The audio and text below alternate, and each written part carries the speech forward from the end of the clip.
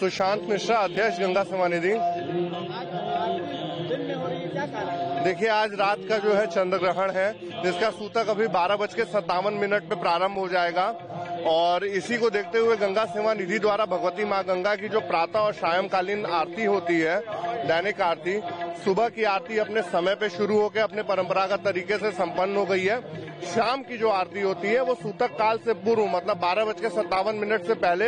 शुरू होकर के सूतक काल से पूर्व समाप्त हो जाएगी, अपने पूरे विधि विधान से, अपने पूरे परंपरागत तरीके से।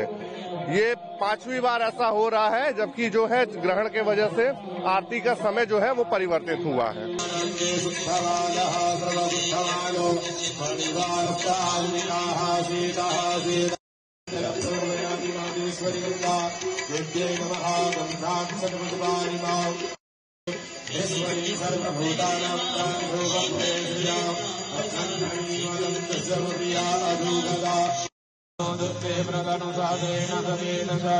नमो विद्महे जगवशिने च नमो परमिने